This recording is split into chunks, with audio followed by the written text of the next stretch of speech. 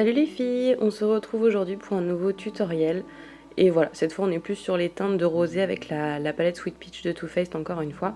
Donc je commence par appliquer ma base, c'est la Lock It de chez Kat Von D que je teste depuis un petit moment et ma foi j'en suis assez contente. Et vu que j'avais plus de base non plus pour les paupières, je l'ai aussi utilisée pour mettre ici. Donc comme je vous l'ai dit, je vais utiliser la palette Sweet Peach de Too Faced.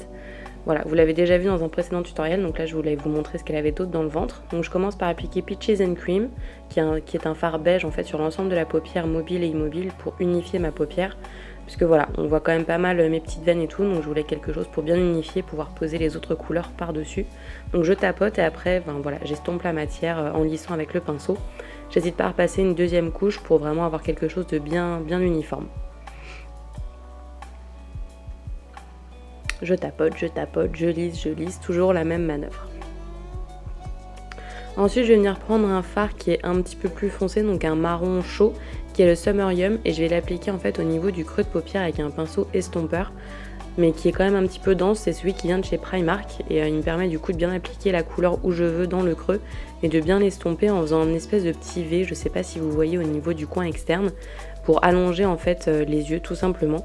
Donc j'hésite pas en effet à reprendre un petit peu de matière, de venir le déposer et j'estompe en faisant des petits mouvements comme vous le voyez, soit circulaires, voilà comme là, ou alors en mouvement de va-et-vient pour estomper la matière dans le creux pour apporter de la dimension au regard avec ce fard chaud. Ensuite je prends le fard Charmed I'm Sure, qui est un brun froid cette fois, et j'insiste plus au niveau externe de l'œil mais toujours dans le creux de paupière. Donc j'applique la grosse quantité on va dire qu'il y avait sur le pinceau dans le coin externe et après je remonte le fard un petit peu, toujours dans l'idée de créer du relief, encore une fois, de l'ombre à ce regard. Donc voilà, j'hésite pas en effet à estomper, c'est pas grave si on dépasse un petit peu sur le coin externe parce qu'on va venir le recouvrir avec une autre couleur. Je crée un point de lumière avec le fard White Peach qui est un blanc un petit peu nacré sous l'arcade sourcilière. Et comme je vous le disais, je viens reprendre une couleur plus foncée, donc là c'est Peach Peach qui est un marron foncé avec des reflets un peu dorés violets que j'applique du coup uniquement sur le coin externe de l'œil. Donc je remonte un petit peu dans le creux pour faire en fait une liaison entre tous ces fards. Mais j'hésite pas en effet à tapoter le fard sur la partie externe de la paupière extérieure. Sur à peu près la moitié, on va dire un tiers ou la moitié.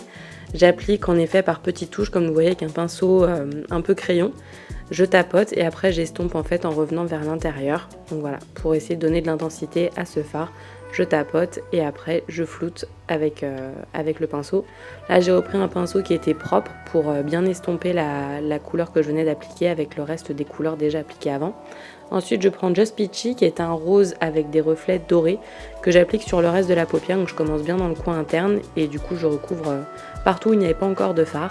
Et ça me permet aussi après d'estomper entre les deux, de prendre l'autre côté de mon pinceau. Et du coup j'ai des petits mouvements de va-et-vient entre les deux pour bien estomper les deux couleurs. Un petit coup de recourbe-cils.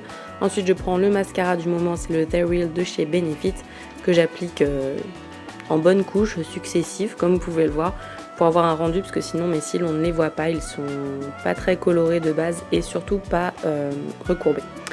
Ensuite un peu de fond de teint, donc là c'est le Naked Skin d'Urban Decay comme d'habitude, comme je vous le dis à chaque fois, c'est le seul qui me convient en tout cas que j'ai trouvé pour l'instant. Et je l'applique au Beauty Blender préalablement humidifié et nettoyé bien sûr.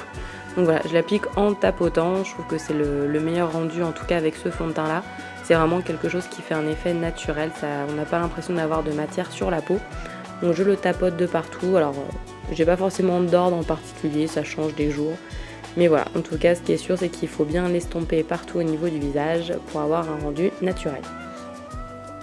Ensuite je prends l'anti-cerne haute couvrance fini naturelle de chez Sephora que j'applique sur les cernes bien sûr, mais aussi en correcteur là où il y en a besoin pour cacher les petites taches on va dire et les petites imperfections.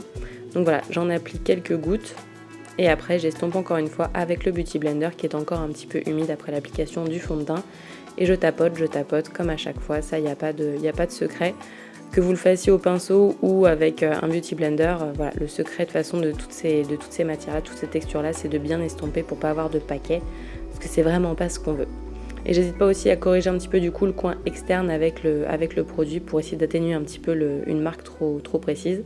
Un petit coup des météorites de Guerlain juste pour poudrer en fait l'anti-cerne pour éviter qu'il ne file et ça apporte un petit côté lumineux.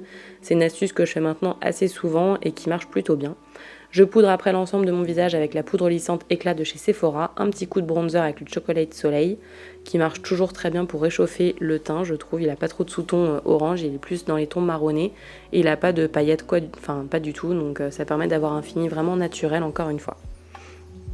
Je l'estompe bien entendu, donc je l'applique en effet tranquillement et après je prends un petit blush de chez ELF que j'applique vraiment tout doucement et pour finir le rouge à lèvres Rose Innocence, le numéro 11 il me semble de chez Bourjois pour avoir quelque chose de naturel vu que sur les yeux on a quand même mis pas mal de couleurs et que c'est un petit peu foncé quand on n'a pas l'habitude, donc je voulais quelque chose de frais sur les lèvres pour terminer ce look et avoir quelque chose de frais tout simplement, pas naturel mais frais. Donc voilà, ce petit look est fini, j'espère qu'il vous a plu. Je suis restée un peu dans les teintes que j'avais déjà fait la dernière fois, je sais, je m'en suis pas rendu compte pendant que je filmais. Mais ne vous inquiétez pas, pour le prochain tuto, il y aura de la couleur, on commence enfin à rentrer dans le printemps.